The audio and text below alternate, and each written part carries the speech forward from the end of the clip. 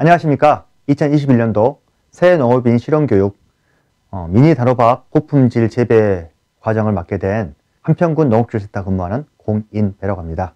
네, 반갑습니다. 우리 한평 지역에서는 미니 단호박을 25년째 하고 있고요. 유기 재배 내지는 무농약 재배도 상당히 많이 하고 있는 편입니다.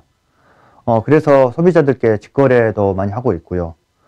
오늘 강의는 미니 단호박을 재배하고 계시는 베테랑 분보다는 새롭게 미니 단호박을 재배하시는 분들, 그리고 베테랑 분들에게서는 그동안 혹시나 놓치고 있었던 분들을 그런 부분들을 확인할 수 있는 그런 시간이 됐으면 좋겠습니다.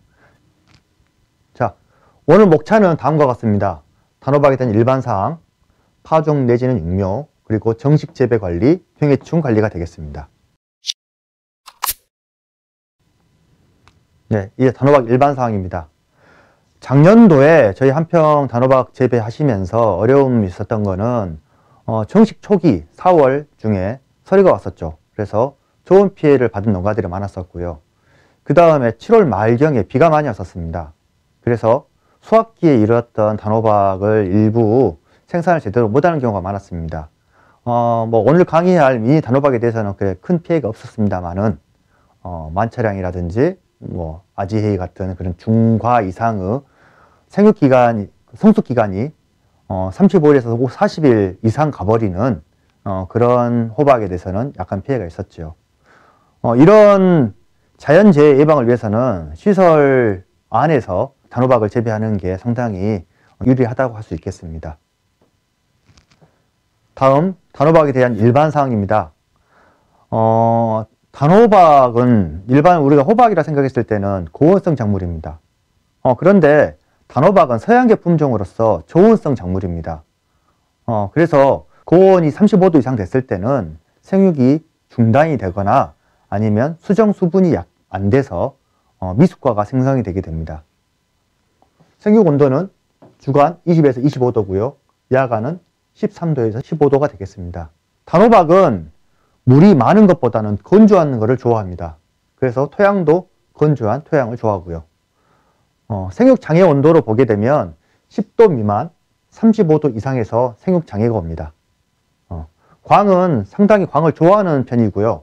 그래서 단호박을 재배하시면서 아랫잎을 제거를 하면 해가지고 토광성이라든지 통풍을 좋게 하게 되면 생육이 아주 좋습니다. 다른 박과보다 약광에 잘 견디기는 합니다만 일조가 부족했을 때는 착과가 억제되거나 낙과가 발생합니다. 그리고 토양 환경은 일반적으로 약산성 pH 5.5에서 6.8에서 잘 자라고요. 물 빠짐이 어느 정도 괜찮은 사질 양토가 좋습니다. 그리고 흡비력이 강하기 때문에 다비를 주더라도 큰 장애는 없습니다만 만약에 비료가 너무 과하게 되게 되면 영양생장으로 너무 치우치게 돼서 생식생장, 과를 생성하는 부분이 약하게 됩니다. 그래서 가급적이면 적정 비료를 사용하시는 게 좋고요. 암꽃과 수꽃이 따로따로 피는 단성화입니다. 그래서 저온 단일에서 암꽃 착화는 잘 되게 됩니다. 크기별 단호박에 대한 설명을 드리도록 하겠습니다. 오늘 주로 강의하게 될 미니 단호박은 500g 내의 소가입니다. 그리고 한 주당 2개 정도 다는 중가양의 단호박이 있고요. 그 다음에 한 주당 1개 정도 다는 1.5kg 이상의 대형 단호박이 있습니다. 오늘 주로 설명할 미니 단호박은 보호짱, 꼬마반자, 촌복과 같은 일본계 품종과 국내 육성 품종, 미니건 같은 이런 품종들이 있습니다. 전반적으로 분질도 그러니까 밥맛이 나는 게 강하고요. 재배 형태는 시설 노지 덕재배에서 하고 있습니다. 다음은 재배 작형입니다. 우리 한평에서는 여기에 나와 있는 반촉성 하우스 재배와 비가림 하우스 재배, 노지 재배, 억제 재배 이뿐만 아니라 촉성 재배까지 현재 재배를 하고 있습니다. 주로 노지 재배에서는 4월 하순에 정식이 안정기입니다. 그럼에도 불구하고 좀 빨리 정식을 하게 되면서 이 시기에 저온에 대한 피해가 나기도 합니다. 전반적인 수확기는 6월에서 7월 사이가 되고요. 만약에 7월 하순이 넘어갔을 경우는 이때는 장마에 의한 피해가 발생할 수도 있습니다. 억제 재배는 8월 중순에 파종을 하는데 이때는 직파를 하시더라도 괜찮습니다. 그래서 9월 상순에 정식을 해서 11월에 수확을 하게 됩니다. 문제는 9월 상순 이때 호박 과실파리가 많이 발생하는 시기입니다. 그래서 여기에 대한 예방을 철저히 하셔야 되겠습니다. 재배 형태는 노지 포복, 그물망, 유인줄, 미니 덕시설 등이 있겠습니다. 자, 이제 그림으로 재배 형태를 알아보도록 하겠습니다. 비가림 포복 재배와 노지 포복 재배가 있습니다. 포복 재배에서는 큰 문제가 되지 않지만 노지 포복 재배에서 문제되는 점은 바람입니다. 바람에 의해서 심어놨던 것들이 한쪽으로 몰리게 됩니다. 이렇게 바람이 이렇게 불게 되면요. 그래서 쏠림 현상이 발생을 합니다. 이 쏠림 현상을 막기 위해서는 그물망이라든지 차광막들 설치해주게 되면 아주 효과적이고요. 아니면 재배 초기에 젓가락이라든지 집게들로 고정을 시켜주게 되면 피해를 예방할 수가 있습니다. 그리고 봄철 부는 바람의 방향이 일정하기 때문에 그쪽 방향을 통해 가지고 심는 것도 괜찮습니다. 자, A자형 그물망 재배입니다. 파이프를 A자형으로 이렇게 세워서 유인을 하는 방법이고요. 이건 아치형으로 비닐하우스를 쓰고 남았던 그런 파이프라든지 이런 것들 휘어가지고 이렇게 재배하는 덕 재배 방식입니다. 다음은 I자형 유인줄 수직 재배입니다. 방식은 최대한 많은 주스를 공간에서 재배하기 위한 방법이고요. 이렇게 위로 올려면서 중간중간에 집게로 집어주면 이렇게 유인이 되는 방식이고요. 여기는 L자형 아치 입체 재배입니다. 정식을 해서 위쪽으로 유인한 다음에 타고 올라가서 이렇게 덮어가는 방식입니다. 이렇게요. 이때 L자형 입체 재배가 사실 어떻게 보면 가장 좋은데요. 그 이유는 이 아랫부분에서 발생하는 부정근, 뿌리가 발생하는데 이 뿌리 부분을 고정을 시켜서 훨씬 더 안정적으로 재배가 됩니다. 다음은 활쭉 미니 덕재배와 노지 터널 재배입니다. 활쭉 미니 덕재배는 활쭉을 이용해서 이렇게 유인을 하게 됩니다. 그러면 과가 공중에서 이렇게 매달리게 되죠. 공중에 과가 있다는 것은 직접적으로 물일 같은 물로 인한 과의 피해를 막을 수 있고요. 그 다음에 골고루 빛이 들어가면서 훨씬 더 좋은 품위의 단호박을 생산할 수 있게 됩니다. 노지 터널 재배 같은 경우는 정식 초기에 좋은 피해를 예방을 위해서 이렇게 터널을 씌워서 하는 방식이고요. 이 방식은 부직포라든지 비닐로 활용하게 됩니다. 자, 다음은 촉성 재배, 난방을 하고 있는 촉성 재배입니다. 어차피 비닐하우스 2중, 3중 되는 거였다가 활쭉을 이용해서 다시 또 보온을 해주고요. 이건 열선을 깔아놨고 난방기를 이용해서 초기 온도를 가온을 하는 경우도 있습니다. 그리고 여기는 작년에 해보면 쪽에서 있었던 수경재배입니다. 수경재배를 해서 단호박을 착과를 시켜가지고 수직으로 유인했던 그런 방식입니다. 다음은 부직포 터널과 비닐 터널에 대한 비교 내용입니다. 자, 위쪽이 부직포고요. 아래쪽이 비닐입니다. 부직포 터널은 호온이라든지 저온 피해에 아주 강합니다. 다만 가격이 비쌉니다. 비닐 터널은 가격은 싸고 취급이 아주 편하긴 합니다만 고온이라든지 냉해에 약합니다. 왜 그러냐면 비닐 터널을 씌우고 나서 환기를 하지 않았을 경우 봄철 야간에는 적응이 되지만 주간에는 아주 온도가 높아질 수 있거든요. 그럴 때 고온 피해를 받을 수 있고요. 그걸 예상해서 비닐을 많이 찢었는데 이때 저녁 야간 저온이 낮아지게 되면 거기에 대한 냉해 피해를 받을 수가 있습니다. 다음은 파종 육묘에 대해 설명하도록 하겠습니다. 단호박뿐만이 아니라 대부분의 작목은 육묘 기간을 어떻게 관리하냐에 따라서 그 생산량이 달라지게 됩니다. 그래서 파종 육묘 기간이 아주 중요합니다. 다음은 시설 규격별 종자, 모종 소요량에 대해서 설명하도록 하겠습니다. 재배하고자 하는 시설이라든지 봄바탕의 규격에 따라서 필요한 재배 주수는 틀리고요. 거기에다가 하나의 동굴, 원순을 이용한 재배 방식이냐, 아들손 2개를 이용한 재배 방식이냐, 아들손 3개를 이용한 재배 방식에 따라서 필요한 모종 소요량은 다르게 됩니다. 실질적으로 저희 한평에서는 사실 새 동굴 재배는 거의 하지 않고요. 원순 재배와 부순 재배를 주로 활용하게 됩니다. 그리고 비닐하우스 역시 어떻게 줄기를 유인하느냐, 한 개냐, 두 개냐에 따라서, 그리고 주간거리를 어떻게 하냐에 따라서 모우 소요량은 다르게 됩니다. 이 부분들은 재배를 하시기 전에 미리 결정을 하셔가지고 모종을 활용하시면 되겠습니다. 자, 파종 전에 작업해야 될 것이 두 가지가 있습니다. 침종과 최약. 자, 침종은 호박 씨에 물을 먹이는 작업입니다.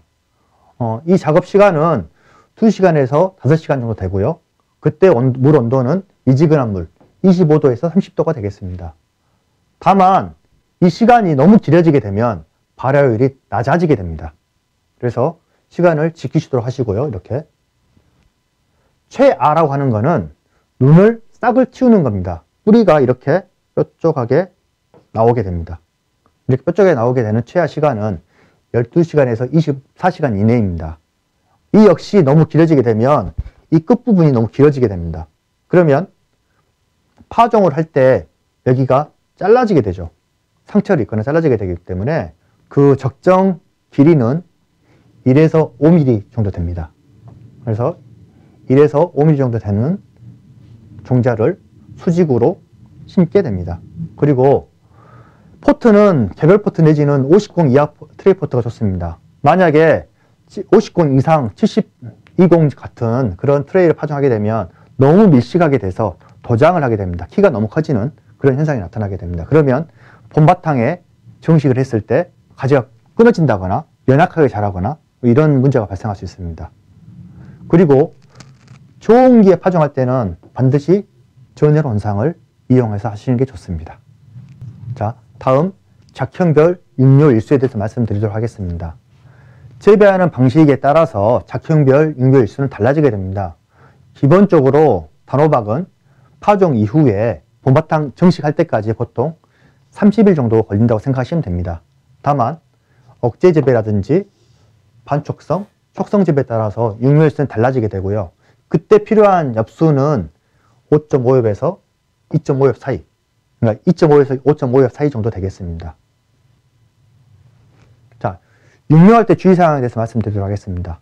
파종할 때 너무 깊게 심거나 얕게 심지 않도록 하셔야 됩니다. 그래서 균일하게 심으셔야 되고요. 가급적이면 방향도 일정하게 하는 게 좋습니다. 만약 이게 트레이라고 했을 때 대각선 방향으로 이렇게 하나씩 심는 게 좋고요. 실질적으로 수직으로 꽂아서 심는 게 좋고요. 아까 최하대에서 나왔던 싹 틔운 게 아래쪽으로 내려가도록 수직으로 꼽는 게 좋습니다. 그리고 물을 주실 때 오후에 주게 되면 너무 웃자라게 됩니다. 그래서 반드시 오전에 물을 주시도록 하시고요. 육묘 기간 동안에 주간에 너무 뜨겁거나 야간에 너무 춥게 되게 되면 피해가 있게 됩니다. 그 피해에 대한 부분들은 좀 이따 말씀드릴 거고요. 그래서 온도나 습도 관리에 아주 주의하셔야 되고요. 육묘기에는 병 발생이 그렇게 많지는 않습니다. 다만 총체벌레, 이꿀파리, 진딧물, 응애와 같은 충들은 발생할 수 있기 때문에 항상 주의 관리하셔야 됩니다. 그리고 육묘 이후에 정식 직전 온도를 7도에서 10도 정도, 야간 온도를 7도에서 10도 정도를 낮춰주는 순화 과정을 거치게 되는데 외부 온도를 미리 적응시켜 가지고 하게 됩니다. 이거는 정식 직전 이렇게 관리하는 기간은 정식하기 전 한 5일 정도 기간이 되겠습니다. 다음 육묘기간 온도 관리에 대해 설명하도록 하겠습니다. 육묘기간 온도는 발화까지, 발화 이후, 본엽 첫 번째 나왔을 때, 두 번째 나왔을 때, 세 번째 나왔을 때 각각 다른 온도로 관리하게 됩니다. 이렇게 관리하는 이유는 발화까지는 나름대로 고온이 필요하고요. 그 이후로 점점 온도가 낮게 관리되는 게 필요한데 특히나 혼엽 2매와 3매 사이에서는 암꽃이 결정된 시기입니다. 그래서 이때는 온도를 낮게 관리를 하게 됩니다. 이 시기에 야간 저온 노출이 되게 되면 암꽃이 훨씬 더 많이 발생하게 됩니다. 뿐만 아니라 이 시기에 보온덮개나 차광망을 이용해서 단일 조건을 8시간 정도 유지해 주게 되면 아주 효과가 좋습니다. 암꽃 착화는 아까 처음에 첫 부분에 말씀드린 것처럼 좋은 단일 조건에서 발생을 하게 되는데 차광막이라든지 보온덮개를 이용해서 오후 5시에 덮어가지고 9시까지 덮게 되면 단일 조건이 8시간이 딱 맞아집니다. 이렇게 암코 착생을 유도하고요. 특히나 후반기, 이 시기에 스트레스를 물로 주게 됩니다. 이전까지는 물을 과하지 않게 줬다 하면 이때부터는 약간 부족하게 줍니다. 수분 스트레스를 한 5일 정도 이렇게 오후에는 살짝 처질 정도로만 물을 주게 되면 훨씬 더 암컷의 착화가 늘어나게 됩니다. 자, 금방 말씀드린 육묘기에 좋은 단일 감을 한 것과 처리를 한 것과 처리하지 않는 것들을 보여드리도록 하겠습니다. 이쪽은 처리를 한 거고요. 이쪽은 처리하지 않는 겁니다.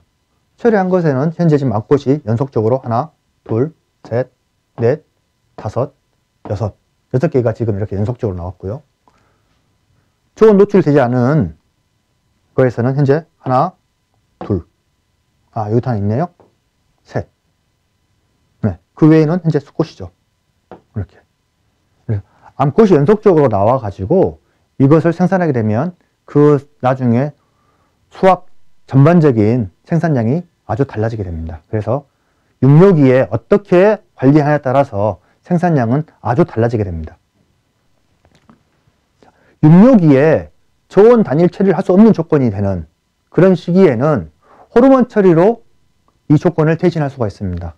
에스릴이라고 하는 에세폰, 에스릴이라고 하는 이런 제품을 이용을 하는데 처리 농도는 100에서 200ppm 사이 되고요. 그리고 처리 시기에는 잎이 2장 내지는 3장 나왔을 때 이 시기에 하게 됩니다. 전반적으로 너무 많은 양을 처리하게 되면 약해가 나올 수 있습니다. 그래서 끝부분, 잎 부분에 충분히 묻도록 스프레이, 그러니까 뿌려주시면 되겠고요. 만약에 100에서 200ppm 사이로 처리하게 되면 그 과수는 훨씬 더 처리하지 않은 것에 비해서 많이 나오게 됩니다.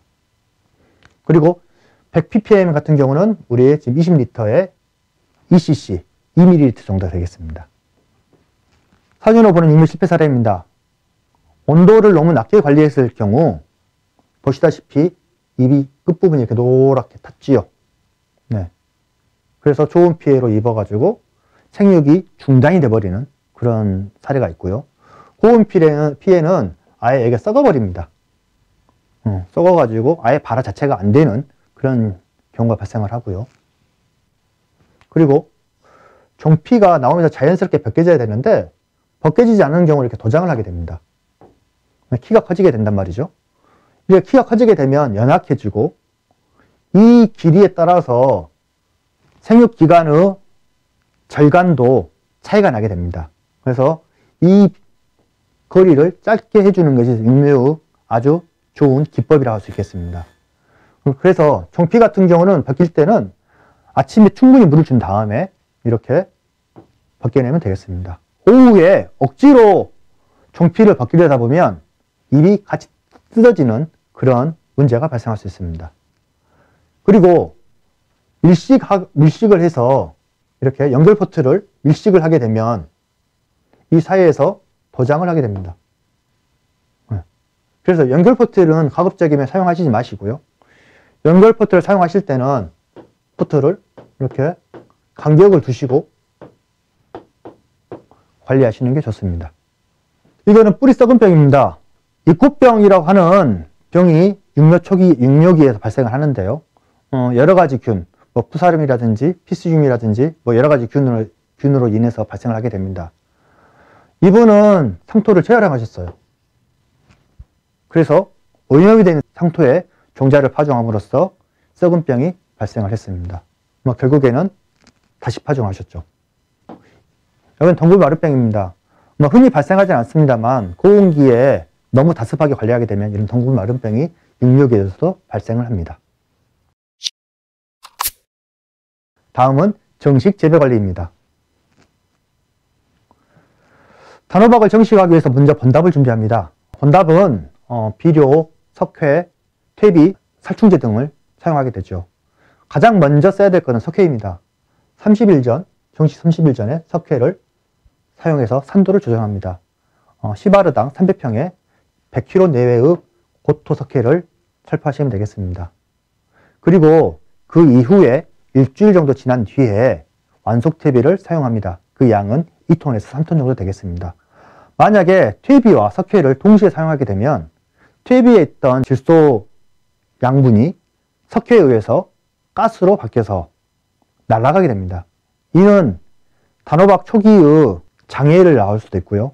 비료가 날아가면서 비료 효과가 떨어지게 됩니다. 그래서 가급적이면 따로따로 먼저 석회를 하시고 퇴비를 나중에 하시면 되고요. 그 이후에 화학비료를 사용하시게 됩니다. 이때 토양상충제를 사용하시고 화학비료를 사용하시고 멀칭을 하셔가지고 온도를 확보하시면 됩니다. 그런데 무농약 유기재배에서는 사용할 수는 없겠죠. 이거는 무농약 유기재배는 이 과정을 제외하시고 바로 멀칭을 하시면 되겠습니다. 비닐 멀칭은 투명 멀칭과 검은 멀칭이 있습니다. 아시다시피 투명 비닐은 지원 확보에 유리하고요. 검은 비닐은 제초에 유리합니다. 조기 재배를 하시는 분들은 지원 확보를 위해서 투명 비닐을 쓰시는 것도 좋고요. 일반 노지 재배 하시는 분들은 제초 효율을 높이기 위해서 검은 비닐을 사용하시는 게 좋겠습니다. 이랑은 최대한 높이시는 게 좋습니다. 15cm 높여가지고 배수 관리를 하시게 되면 역병 예방도 가능하고요. 후기에 침수에 대한 그런 피해 예방도 할 수 있습니다. 그리고 제가 초기에 말씀드린 것처럼 과다한 영양분은 영양 생장을 유도하게 돼서 착과가 잘 안 됩니다. 또한 착과가 되더라도 이 착과된 것들이 미숙과로 될 수가 있습니다. 왜냐하면 과로 갈 영양분들이 생장점 끝부분으로 가게 되면서 과 자체가 그렇게 크게 안 될 수가 있습니다. 그리고 병의 발생이 많아지게 됩니다. 자, 단호박의 시비량입니다. 단호박에 필요한 시비, 주요 시비죠. 퇴비, 질소, 인산, 칼리, 석회가 되겠습니다. 이외에 붕소도 있습니다만 붕소를 너무 과도하게 사용하게 되게 되면 나중에 장애가 올 수도 있습니다. 퇴비는 아까도 처음에 말씀드린 것처럼 2톤과 3톤 사이에 되겠고요. 질소, 인산, 칼리, 석회 역시 아까 앞에 뿌려서 준비를 하셨고요. 질소, 인산, 칼리 비료 중에서 인산 비료는 기비로 전량을 사용하시고 질소와 칼리 부분 같은 경우는 질소를 밑거름으로 6, 웃거름으로 4, 칼리 역시 6, 4 비율로 하시게 되겠고요. 웃거름은 이 4를 2번 내지 3번에 나눠서 주게 됩니다. NK 비료로 했을 때는 300평당 10kg 정도 되겠습니다. 웃거름을 주는 시기는 일반적으로 첫 꽃이 착화 후에 1차 추비를 하면 됩니다. 다만 정식 초기에 세력이 너무 약한 경우에는 정식 2주 후부터 시비를 하셔도 되겠습니다.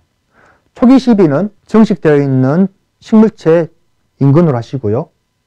2차 추비, 3차 추비 같은 경우는 좀 멀리 떨어져서 비료를 하시게 되면 훨씬 더 효과가 높습니다. 2차 추비 같은 경우 시점이 1차 추비 이후에 15일 뒤 하시는 게 좋고요. 만약에 세력 조정이 필요하다 그러면 3차 추비를 하시게 되는데 3차 추비 역시 15일 뒤에 하시면 되겠습니다. 이 비료라는 시점에 대해서는 왜 이 시기에 추비를 해야 되는지는 나중에 설명하도록 하겠습니다. 이제 단호박 정식 요령입니다. 단호박 정식 할 때 적당한 엽수는 2.5에서 5장이 되겠습니다. 그리고 육묘일수는 30에서 35일 되겠습니다.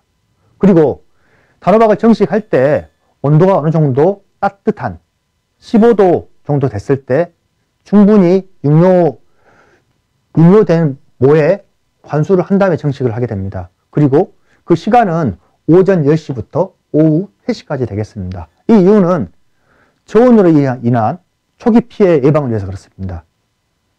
그리고 아까 정식하기 전에 순화하는 그 시기에 미리 순을 집어주는 방식이 있는데 꼭 이때 순을 집어야 되는 건 아닙니다. 모종 상태에 따라서 정식 이후에 순을 집어도 상관이 없습니다. 다만 집중적으로 관리하고 있을 때 순을 집는 것과 봄바탕 넓은 데서 순을 집는 거는 이제 노동력, 시간적으로 차이가 좀 있겠죠. 그리고 정식할 때는 너무 깊지 않게 정식을 합니다. 이렇게 너무 깊게 파묻히거나 너무 얕게 되거나 중간에 어설프게 다져가지고 빈 공간이 있거나 예를 들면 활착이 늦어지게 됩니다. 자, 정식 이후에 좋은 피해로 인해서 이렇게 잎이 타버린, 말라버린 그런 피해 상황이고요. 작년 저희 한평에서 일부 노지에서 이런 현상들이 좀 나타났습니다.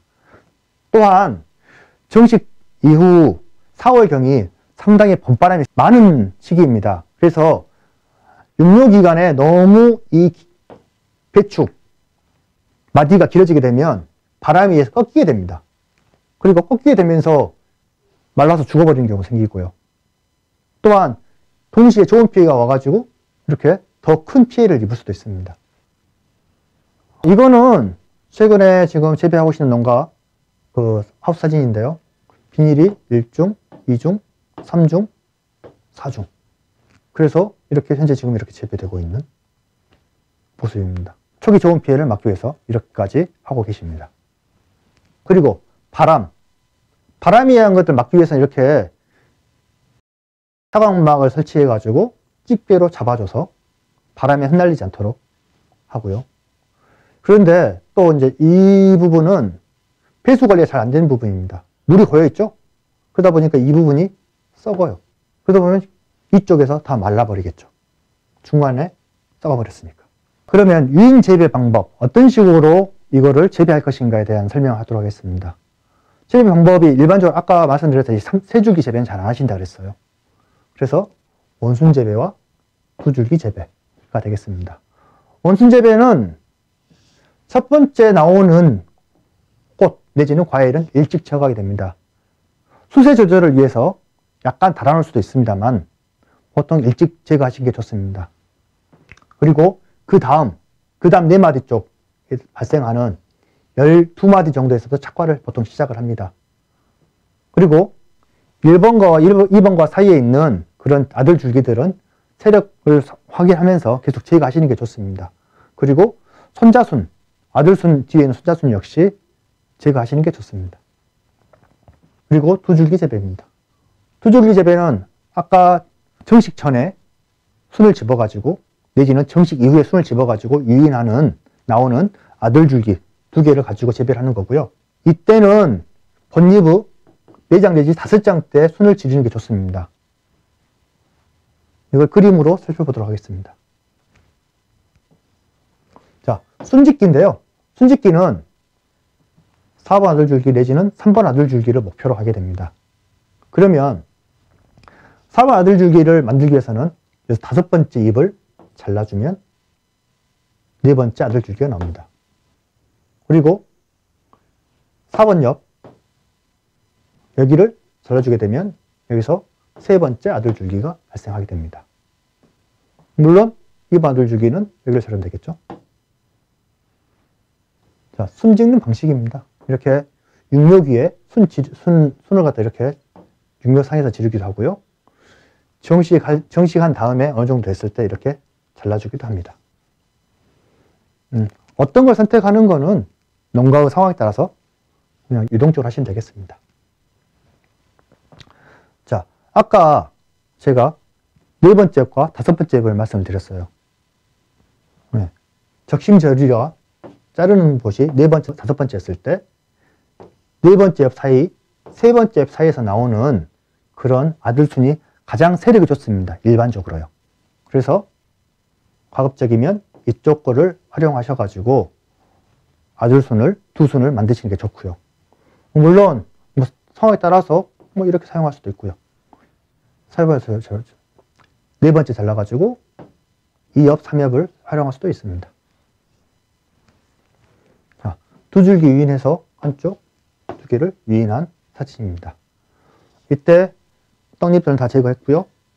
나오는 순들도 다 제거를 이렇게 보면 다 제거를 했죠. 그런데 내가 지금 재배하고 있는 나오고 있는 단호박이 잘 자라고 있는가 판단을 하셔야 되겠죠. 덩굴손, 호박에 있는 덩굴손과 생장점을 가지고 생육을 진단할 수가 있는데요. 덩굴손의 모양, 위치가 이렇게 위로 올라가게 되면 저건입니다. 근데 이 각도가 45도 있을 때는 적당합니다만 그 이상 올라가게 되면 온도가 낮다는 소리입니다. 그래서 시설을 하시는 분 같은 경우는 온도를 좀 따뜻하게 하시면 좋겠고요.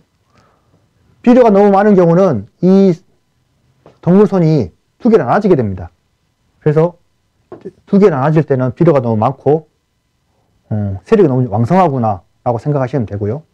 이런 경우는 아까 처음에 말씀드린 첫 번째 과를 좀 오랫동안 가지고 있어도 상관이 없죠. 뭐 500원 정도 되는 크기 정도까지는 가지고 있어도 상관없겠습니다.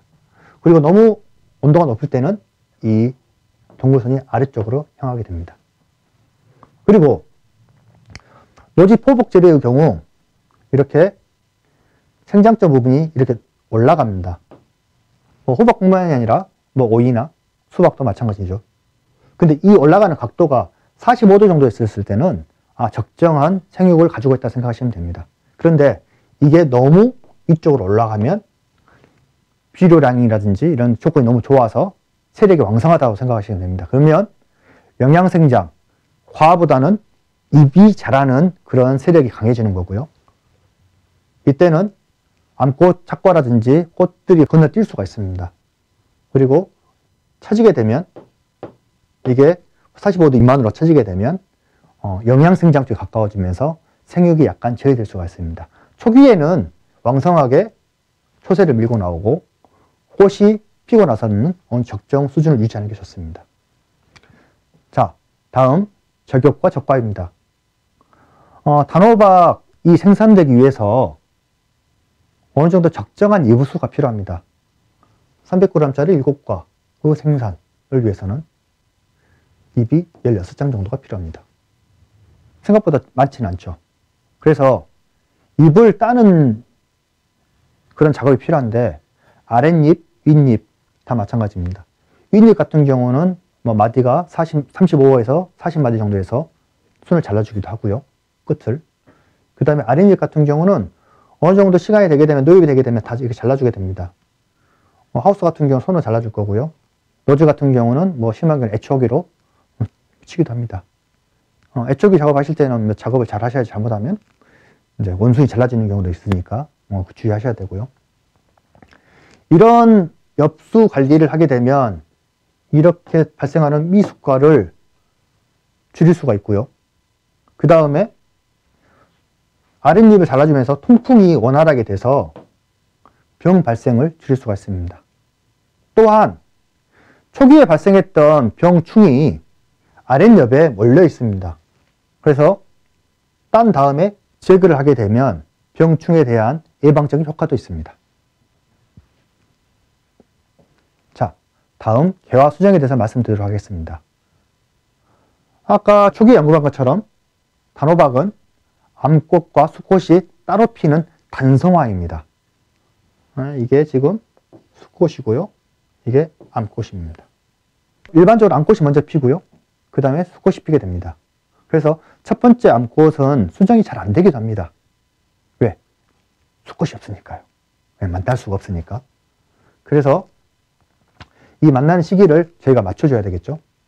자, 중요한 건 사실 암꽃이죠. 암꽃 발생 촉진, 좋은 조건이 중요합니다. 그리고 암꽃의 수정 능력과 수꽃에 있는 화분, 이런 화분의 발화력은 야간에 높습니다.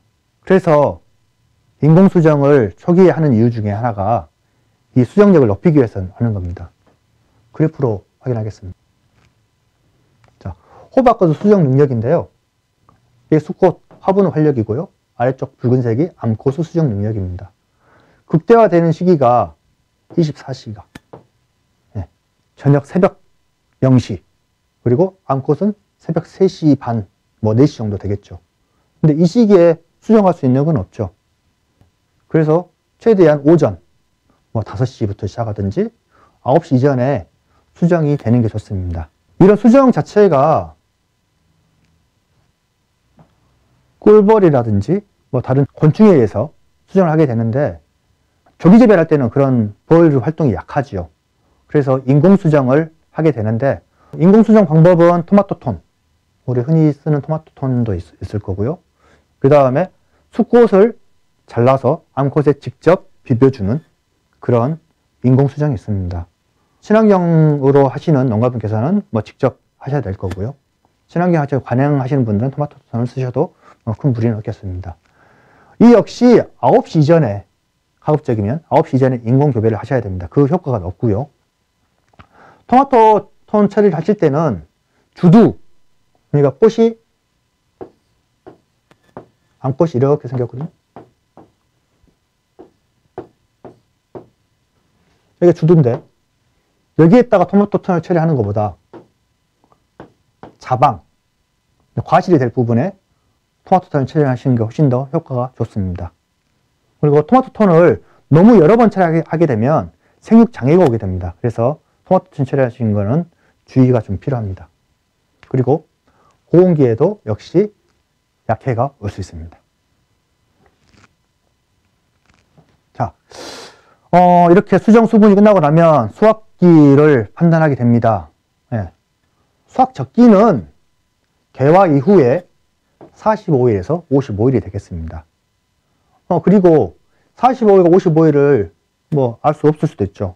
그런 경우는 꼭지 부분의 코르크화 부분을 확인하시면 됩니다. 이렇게 살짝 있다가 좀 더 진해지고 이제 코르크화가 다 됐죠. 이 시기가 수확 적기가 되겠습니다.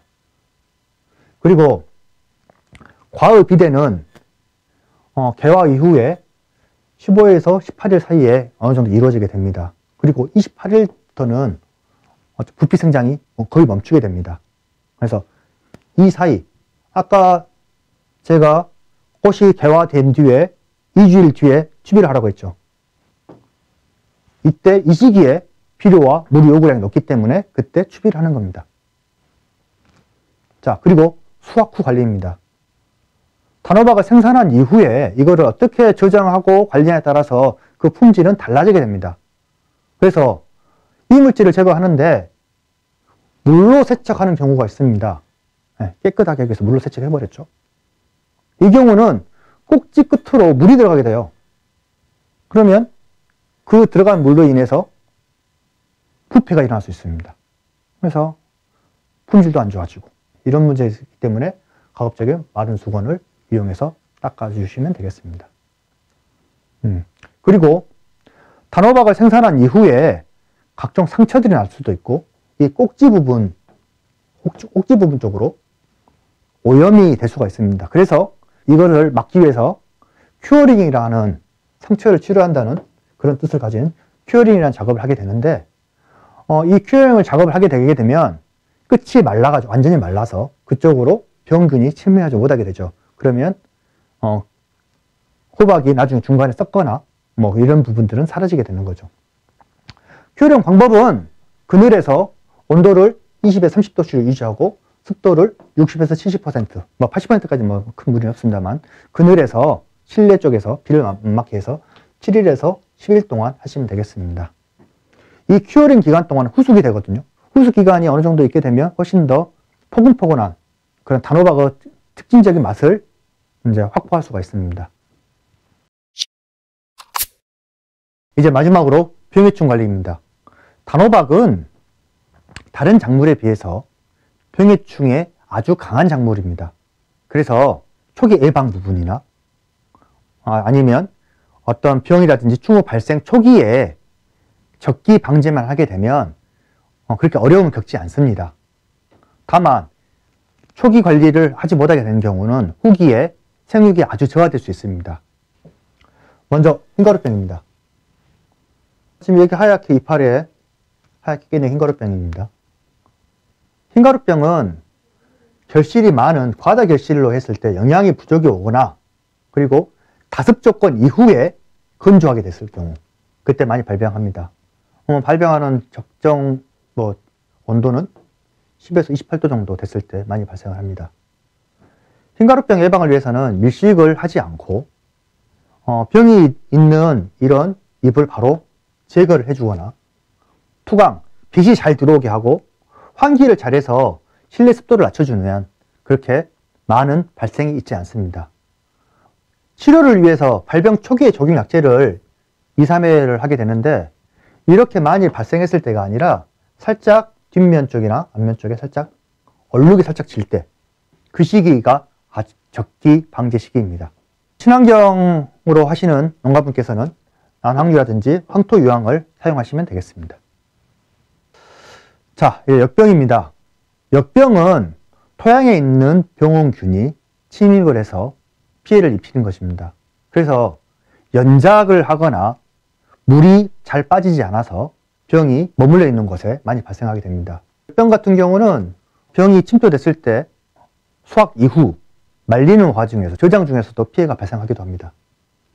그래서 침투된 영향을 억제하기 위해서 아까도 말씀드렸죠. 둑을 높게 쌓게 되면 그렇게 피해를 좀 예방할 수 있습니다. 또한 발생 후에는 방제가 너무 어렵습니다.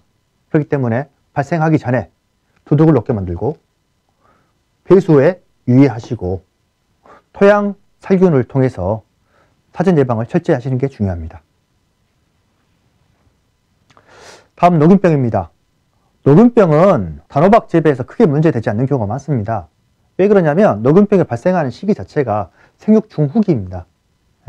어느 정도 과가 어느 정도 있고 후숙 과정 내지는 당이 집적되는 그런 과정들인데 이 시기가 그렇게 단호박의 경우는 생육 기간이 짧기 때문에 그렇게 큰 문제는 안 됩니다. 다만 석회질이 좀 많은 경우는 발병이 줄어듭니다만 석회가 적은 경우, 산도가 높은 경우는 녹균병이 좀 많이 발생하게 됩니다. 녹균병의 증식은 아주 상당히 빠릅니다. 그래서 초기 방제, 초창기 어떤 증상이 나타났을 때 이런 노란색 점들이 살짝 있었을 때 그때 방지하시는 게 좋습니다. 그리고 녹균병은 잎 뒷면에 있기 때문에 그 뒷면에 대한 약제 방지가 중요합니다. 충중에서 목화 진딧물입니다. 진딧물은 정식 초기부터 발병을 하고요. 날이 조금만 따뜻해지더라도 유시충, 날개가 있는 그런 유시충이 날아와서 하우스 같은 데로 날아와서 퍼지게 됩니다. 그래서 하우스 측면, 측창 쪽이라든지 입구 쪽에서 먼저 발생을 하게 되고요. 이 역시 초기 방지가 아주 중요합니다. 그리고 진딧물이 처음에 있었을 때 떡잎이라든지 제1번 엽에서 많이 초기에 발생을 하겠죠. 이것들을 물리적으로 제거함으로써 방지 효과가 높습니다. 그리고 이렇게 잎 뒷면에 있기 때문에 약제 방제도 역시 뒷면에 골고루 하셔야 됩니다. 그 다음 전박이 응애입니다. 전박이 응애는 물론 진딧물처럼 뒷면에 분명히 있게 되고요. 생육 주기가 아주 짧습니다. 그래서 한 번만 놓치게 되면 순식간에 거미줄을 치게 되죠. 네, 거미줄. 응애는 일반적인 곤충이 아니라 거미에 속합니다. 그래서 화학적 방제를 할 때 약이 다릅니다. 그리고 이 역시 초기 방제가 중요하고 빠른 저격을 통해서 물리적 방지 효과가 높습니다. 자, 그 다음 아메리카 이꿀파리입니다. 아메리카 이꿀파리도 정식 초기부터 발생합니다. 육묘상에서도 발생을 하고요. 역시 하우스 측면 입구 쪽에서 먼저 발생을 하게 됩니다. 비닐하우스 내지는 하우스에서 초기에 이꿀파리가 알을 낳은 상태의 모종이 심어진 다음에 저희가 이렇게 부직포나 비닐로 덮게 되면 이 안에서만 자라겠죠. 그러면 아메리카 이꿀파리의 번진 속도가 아주 빨라지게 됩니다. 처음에는 몇 개 안 되는데요. 나중에는 잎이 하얗게 될 정도로 많이 발생하게 됩니다. 아메리카 이꿀파리는 알을 안쪽에 낳기 때문에 그래서 안에서 가야하기 때문에 약재로 애벌레를 잡는 것은 힘듭니다. 그래서 성충을 잡는 그런 방법으로 나가야 되고요. 초기에는 황색 끈끈이 트랩, 우리 황색 끈끈이 판을 이용해서 어느 정도 물리적으로 잡아낼 수가 있고요. 약재 방제를 할 때는 일주일 간격, 5일에서 일주일 간격으로 두세 번을 연속적으로 해 주셔야지 조절을 할 수가 있습니다. 자, 그 다음 호박 과실파리입니다. 호박 과실파리는 봄철에 저희가 식재해가지고 나가는 초기 속성재배라든지 일반 노지재배에서는 큰 문제가 되지 않습니다. 다만 만기재배, 하우스에서 늦게 재배해서 8월이나 9월 사이에 정식을 해서 11월에 수확을 목표로 했을 때는 호박 과실파리가 크게 문제가 됩니다. 왜냐하면 호박 과실파리는 바깥쪽에서 서식을 하고 있다가 호박이 초기에 열려가지고 연할 때 이렇게 알을 낳게 됩니다. 그래서 알을 낳아서 호박 안쪽에서 이렇게 애벌레와 번데기가 발생을 하게 됩니다. 겉으로 봤을 때는 아무 이상 없는 과실이 소비자한테 갔을 때 이게 문제가 될 수가 있죠. 그래서 호박 과실파리 같은 경우는 애벌레가 나중에 월동하거나 다른 데 있었을 때 토양에 있는 것들을 잡아내는 게 중요합니다. 그래서 가을 재배에서는 예방을 철저히 해주셔야 되고요. 약재 방지가 곤란합니다. 호박과 실파리에 대해서 물리적으로 알을 못 낳게 하기 위해서 봉지를 씌우는 방법도 있습니다. 실제로 노동력이 많이 들기는 방법입니다만 아주 효과가 있습니다. 자, 그 다음에 마지막으로 바이러스입니다. 최근에 단호박 재배함에 있어서 바이러스로 인한 문제들이 조금씩 증대하고 있습니다. 여기 농가분도 지금 바이러스 검사를 그때 했었는데 2가지 바이러스가 동시에 나왔었습니다. 호박에 대한 바이러스는 CMV, 오이 모자이크 바이러스 여러 가지가 있고요. 이게 한 종 내지는 2종이 동시에 이렇게 걸리는 경우도 많습니다. 일반 증상은 모자이크 증상, 이렇게 모양이 얼룩덜룩해지는 우리 고추의 칼라병이라 하죠. 그런 증상과 황색의 반점이 생기게 됩니다.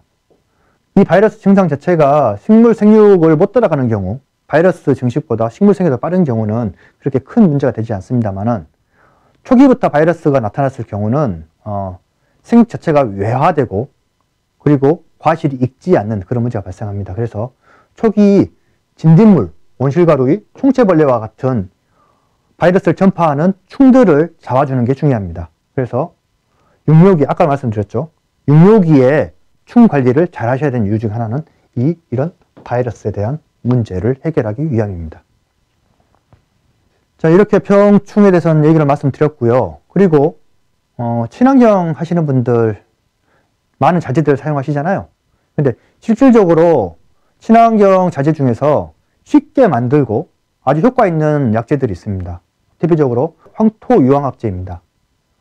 황토유황합제 재료는 유황 분말이라든지 가성소다, 천일염, 황토가 되겠고요. 여기다 귀토토가 들어가기도 하고요. 계란 껍질을 갖다 이제 갈아주시고 석회 성분으로 물이 필요합니다. 그리고 황토유황합제 만들 때는 열이 많이 발생합니다. 그래서 앞치마, 장갑, 마스크, 보호안경을 필수적으로 하시고요. 재료를 200ml 정도 되는 플라스틱통에 넣고 섞은 다음에 나중에 물을 넣고 보관하고 있다가 한 달 뒤에 이쪽 부분만 떠서 100배 내지 500배액으로 희석해서 사용하시면 됩니다. 흰가루병이라든지 탄저병에 아주 효과가 있습니다. 유황이라는 성분 자체가 항균성이 있습니다. 다만 너무 높을 때라든지 살포 간격을 짧게 하게 되면 약해올 수 있기 때문에 그건 주의하시기 바랍니다. 자, 2번째 난황류입니다. 난황류는 오래전부터 사실 많이 보급되어 있던 자재인데 식용유, 사실 좀 비싸긴 합니다만 카놀라유가 더 좋습니다. 이런 식용유 60ml, 그러니까 소주 1컵 정도 되겠죠? 그리고 물 1말 필요하고, 그 다음 계란 노른자, 흰자 말고요, 노른자 1개, 믹서기가 필요합니다. 물 100ml, 그러니까 물컵으로 치면 절반으로 되겠죠? 종이컵 절반 정도? 거기에다가 계란 노른자 1개를 믹서로 갈아줍니다. 계란 노른자를 쓰는 이유는 식용유가 내지는 카놀라유가 물에 잘 섞이게 하기 위함이거든요. 그래서 갈아준 다음에 식용유를 넣고 다시 한번 잘 섞어줍니다. 그 뒤에 물 20리터에 넣고 사용하시면 100배의 액이 바로 만들어집니다. 난황류는 만들어 놓고 냉장고에서 한 4, 5일간 보관이 가능합니다. 그래서 필요한 양이 많다 하면 이 개수를 배수에 맞춰서 늘리시면 되겠습니다. 난황류 같은 경우는 흰가루병 같은 이런 병뿐만이 아니라 응애, 깍지벌레, 가루이 같은 이런 충에도 효과가 높습니다. 이 역시 너무 높은 온도, 고온일 때는 주의하시고요. 제살포 역시 2주 정도 간격을 두시고 사용하시면 되겠습니다. 이런 난황류를 정식 이후 초기에 사용하시게 되면 후기에 병이라든지 충에 대한 억제를 많이 느낄 수 있을 겁니다. 자, 이상으로 오늘 강의를 마치고요. 오늘 강의에서 제가 강조하고 싶은 거, 몇 가지를 다시 한번 짚어보도록 하겠습니다. 첫 번째, 육료기에 입이 2장이나 3장 나오는 그 사이에 저온, 그 다음에 단일 조건, 그리고 수분 스트레스, 이 세 가지를 잘 적절하게 사용하다 보면 연속 착과로 이렇게 연속이 착과가 될 수가 있습니다. 그리고 이 처리를 못하는 경우, 친환경은 안 되고요. 일반 관행 재배의 경우는 에틸렌을 100에서 200ppm 사이로 한 번 정도 처리하게 되면 연속 착과가 이루어질 수 있다는 거, 이걸 또 말씀드리고 싶고요. 그 다음에 정식 초기, 정식을 하고 나서 저온 피해를 입지 않도록 관리하시는 게 중요하고, 그래서 가급적이면 노지 재배 같은 경우는 4월 중순 이후에 정식하시는 게 좋고요. 아니면 터널 재배라든지 부직포를 이용해서 저온 피해를 예방하는 게 좋습니다. 그리고 환기를 유용하게 하고 병해충을 물리적으로 방지하기 위한 저겹 작업을 함으로써 이런 효과가 높게 되고요. 적정한 비료, 특히나 첫 꽃이 암꽃이 핀 뒤에 과의 비대기에 물과 양분이 부족하지 않도록 적절하게 관리해 주시는 거 아주 중요합니다. 그리고 조금 전에 병해충에 대해서 설명드렸죠. 병해충은 초기 관리, 예방 내지는 아주 발병 초기에 병과 충을 제어해 주는 것이 가장 좋다. 왜 그러냐면 노력 자체가 몇 배가 더 늘어나게 됩니다. 자, 이상으로 오늘 강의를 마치도록 하겠습니다. 오늘 강의가 여러분께 많이 도움이 됐으면 좋겠네요. 여러분이 풍년 농사 되도록 기원하겠습니다. 고맙습니다.